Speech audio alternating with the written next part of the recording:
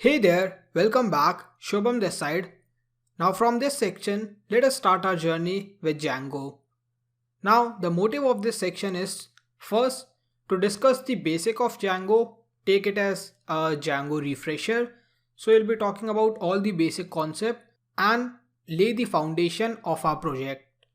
The second thing is we will also discuss how to set up our project. So we'll be talking about folder structure, which code editor we are going to use, any extension that we need, and all the other stuff that we require for the current project. The third one, which is the most important one, that is how to send response in the form of JSON. So till now, if you have worked with Django, chances are you have worked with HTML and CSS file, you have worked with templates, but now we need to understand how to work with JSON. So we will understand how to send our response in the form of JSON, and you can also refer this as how to create API with Django. Remember, we are not going to use Django REST framework in this section. Our main motive is to set up our project, understand the basic thing, and to send response with the help of JSON. From the next section, you will understand why we require Django REST framework and how to work on a project with it. So let us start our journey. The first thing I recommend is to create a folder on your desktop. I have named it as TRF project. Just create it inside your desktop. Now here I'm going to work with my virtual environment as well as my project folder. Now if you're someone who is pretty new to the concept of virtual environment, let me quickly explain to you. So we have our system, and there are chances if you're working with Python you are installing tons of packages. Maybe you have already installed Django 1.8 or maybe 2.2 or any other version. There are chances that you have also installed Flask or maybe Pillow or maybe OpenCV or any other Python package. The chances are we are not going to require all these different type of package when we are working with our new project. So what we do is we create a virtual environment. That means I create a isolated environment in which I'm going to store everything that I require for my project related to Python.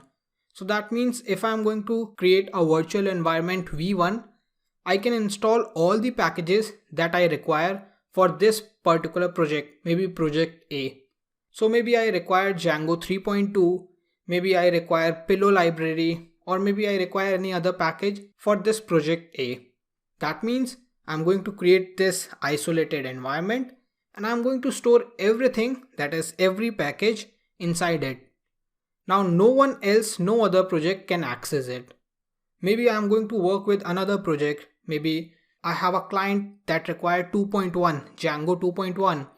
So what I'm going to do is I'm going to create this virtual environment 2, maybe for my project 2, and inside that I'm going to install all the packages that I require. Maybe Django 2.2 or 2.1, which is the required version, and maybe I require pandas for this project or maybe any other. So that means this will be a separate container that we are not going to touch, and this is only for project B. This one will be for project A. That's how we are going to proceed.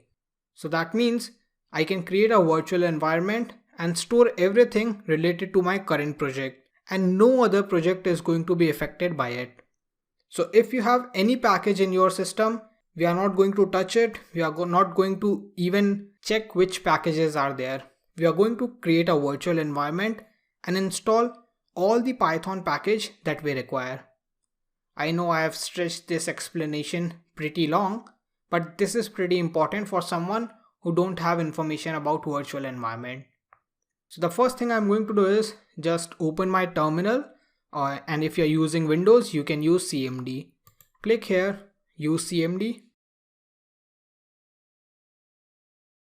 Okay, so now I have my CMD, and if you're using Linux or maybe you are using Mac, you can open your terminal. Now let me create my virtual environment. So all you have to do is use your command python -m, then venv, and then here you need to give your virtual environment name. You know, we can create multiple virtual environment for different projects. So for this project, I'm going to name it as, since it's a movie related project, I'm going to call it as MENV. So this is going to be our virtual environment name, and this is the package that help us to create this virtual environment, which is already installed with our Python. So you don't need to install any other package. It's by default with Python. Just use python -m venv and then your virtual environment name. If you look behind this cmd, if you look this MENV, this is our virtual environment folder. Now let me activate it. So all I have to do is use my MENV, and this is the Windows command. If you want for Linux or Mac, just look here. /script/activate. Make sure to keep this slash in mind, and then S is capital, slash, and then A is small. Enter. So now our virtual environment is activated. You can look here. If you compare the difference between the previous lines and this one, you can see here our virtual environment is activated. And if you want to check, you can just do pip freeze to see if we have installed any Python package till now. You see we haven't installed anything, but if I try to do cmd here again, now this is our unactivated version. So we haven't done anything with virtual environment here. If I do pip freeze right now, you can see I have all these packages already in my system, but I don't require them for my Django project. So I don't need to carry them even in my deployment. That's why we use virtual environment to create a fresh environment, and currently we have 0 packages installed. Now the next thing we need to do is install Django. Don't install right away. First let me visit the official website, and here we need to discuss few things. Just visit djangoproject.com. On your homepage, go to download option, and here install the latest version, whatever the latest version is, just install that. Pip install Django, and whichever the latest version is. Remember, this is option 1. And if you just scroll down a bit, you will see which one is better for you. At currently 3.1 is the latest version, but I think by the time you are watching this, if you see 3.2 here, just install that 3.2 version. I'm currently using 3.2, so don't worry. Make sure whichever the version here is, just install that.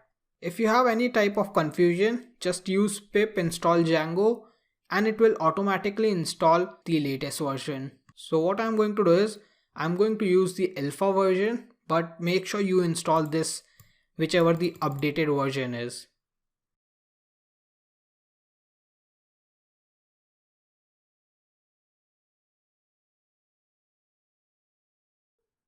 That's done. Now we have installed Django, and I'm currently using 3.2 alpha, but make sure you install whichever the version which is written here.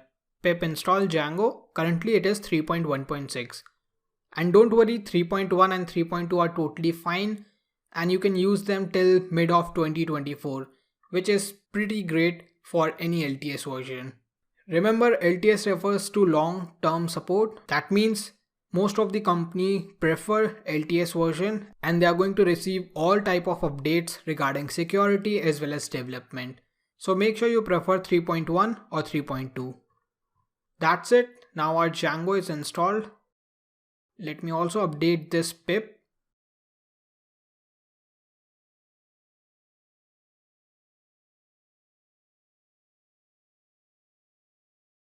That's done. Now let me do pip freeze once again to see what type of packages now we have in our virtual environment. So let me try to do pip freeze again. Here you can see now we have some packages. We have Django 3.2, then we have PyTZ, that is Python time zone, then we have SQL parse. So we got some packages. And the last time that we did here pip freeze, we had no packages. So I hope you got the idea why we are using virtual environment.